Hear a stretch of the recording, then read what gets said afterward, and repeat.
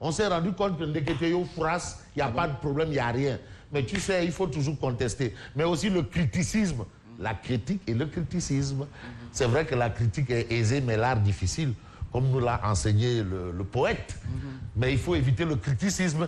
Et aujourd'hui, on retient d'après la tribune de grandes incohérences décelées dans le fichier électoral. C'est vrai que les experts, eux, ils ont dit que tout nice, tout pati-pati, tout mahalou pati-pati. Mais on a de grandes incohérences décelées dans le fichier électoral. Bras de fer entre pouvoir et opposition continue autour du fichier et la date des locales. Bras de fer. Parce qu'on n'est pas encore sorti de l'auberge. Hein? Ça, c'est clair. Oui, mais les locales, c'est pour quand? On ne sait pas. Tonton Daoud Agnan, lui, il attend. Hein? Bon, c'est vrai qu'il attend la date des locales et le niggle de Ablaye Wade, qui est son mentor. C'est sans stress avec lui. Zéro stress. Lui, c'est zéro stress. Hein? Bonnet carré, nice. Le Dougoutigi aussi. Le Dougoutigi. C'est sans stress avec lui. Sidiki Kaba. Et Bamba Fall également. Tu disais Borom Medina. Borom Medina. Borom Medina. Alors, point. De grandes incohérences. À la ligne. Plus de 900 000 personnes se sont inscrites avec des extraits de naissance. Ça, c'est ce que nous renseigne Tribune par rapport à justement les incohérences. Mais on a aussi, sur la première marche du podium, vous savez que le groupe des médias est au sommet. Tin Bokul Safin. Hayum 404 ak Ngontum Avion Bogouniou. Hein? Roy Dundurak Pire. Hein? Ah non, il faut se dire les choses. Bon. Vox Pop. Pourquoi le groupe des médias conforte son leadership? Non, mais il faut de son bop. Voilà. Ça, ce sont les informations. Non, je disais Vox Pop, Vox Dei. C'est ce que tu disais. Vox Populi, Vox Dei. La voix du peuple, c'est la voix de Dieu. Donc, en démocratie... La voix du peuple a choisi. La voix du peuple. Médias. Ouais. C'est ça. C'est-à-dire, en démocratie, la voix du peuple, c'est la voix de Dieu. Donc, Macky Sall, là, c'est le choix de Dieu. Voilà. Des médias, là, c'est le choix de Dieu. Celui qui n'est pas d'accord avec ça, cette décision, il est contre Dieu. Waouh.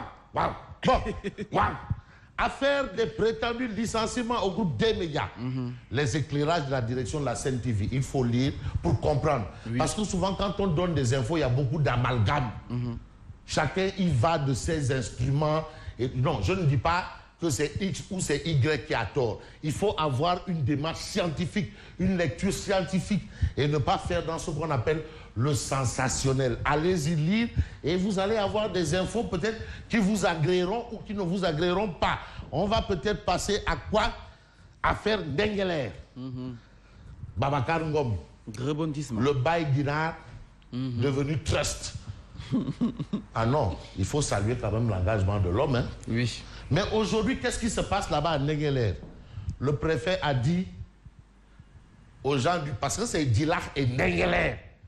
Maintenant, le toc là, le toc ou souffle là, de Nengeler qui fait tout ce bruit là, toc. Là-bas, bon, le préfet a dit on arrête tout. On ne cultive plus là-bas, on ne fait plus rien là-bas.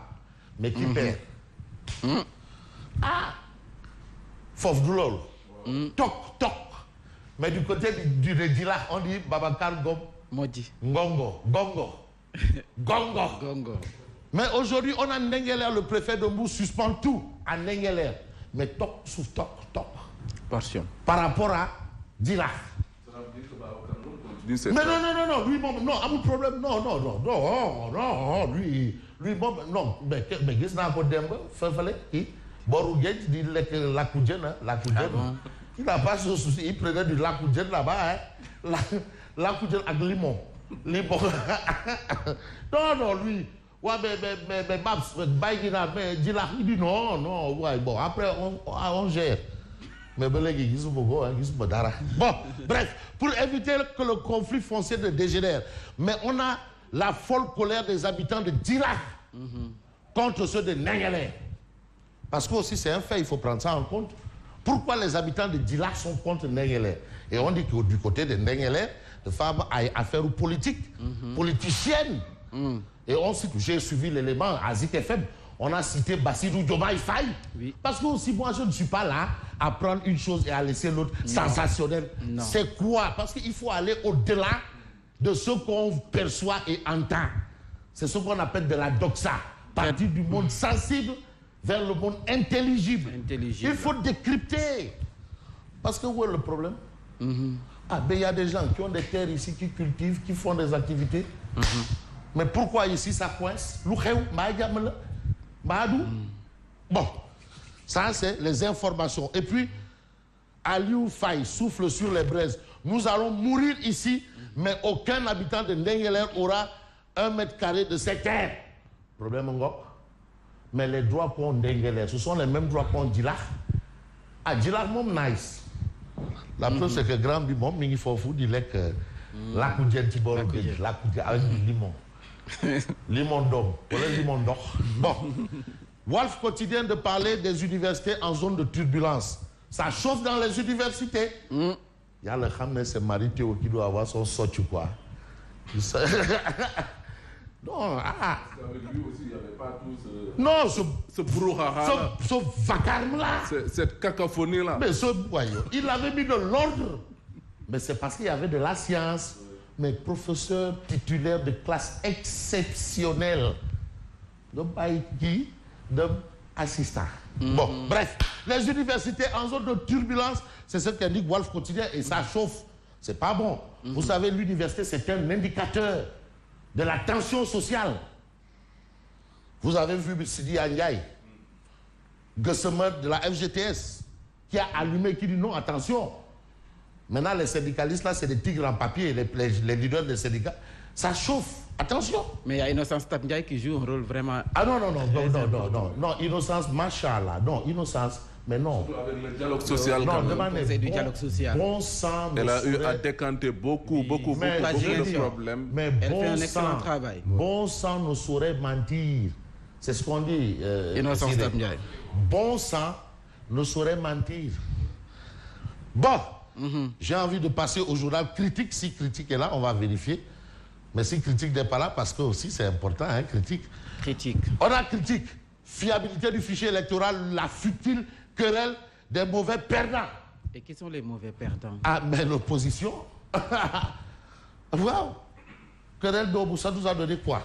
En tout cas, on va retenir ça. Mais on peut s'intéresser aussi à une information, c'est important. Parce qu'aujourd'hui, il y a ce qu'on appelle l'emploi des jeunes et le président de la République a indiqué la voie à suivre. Et aujourd'hui, mais celle qui est en train de transformer cette vision du président en acte, mais c'est la ministre de la Jeunesse, Néné Fatoumata Tall. Mais non, waaw. Néné Fatoumata Tall. Balagay moom xaalisu lamb l'éminent journaliste. non Balagay xaalisu lamb boobu kii daal xaalisu presse. Donc suñu doom la sama doom la papa mu ne ma c'est ta fille. Ah ouais Khalital, un grand journaliste. Khalital. Quand tu parles de Khalital, tu parles de Jean-Marc Diakité, tu parles de grands noms là. L'ANPEJ se déploie entre Pikine et Guédiawaye. Néné Fatoumata Tall inaugure 2 unités de boulangerie. Ananer. Ouais, tant tu l'as Néné, ouais, tant tu l'as. Néné. Donc Néné Fatoumata Tall Khali. Khali. Alors, il y a également une autre information. Le corps en décomposition d'un talibé retrouvé dans le coffre d'une voiture. C'est vraiment horrible. Juste en haut, en appel. Ah, en haut. En haut. Voilà, ça c'est horrible. C'est horrible.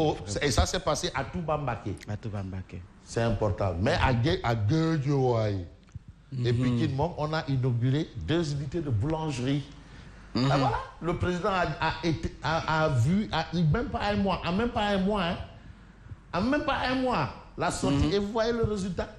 Néné, elle est d'amour. Néné, c'est une néné là. Ouais, quel est le problème? Le problème, c'est que. Au revoir. Ah non, dis-le liguer. Pas me liguer, non, pas bon sang ne saurait mentir. C'est le train qui arrive à l'heure. Non, c'est le train, c'est important. Mais bon sang ne saurait mentir. Mais c'est pas vrai. Pas me liguer. Parce qu'elle est nommée aussi pour faire des résultats. Et elle le fait bien. Elle le fait bien. Donc, merci. Alors, rendez-vous demain. À demain, Inch'Allah. Même heure.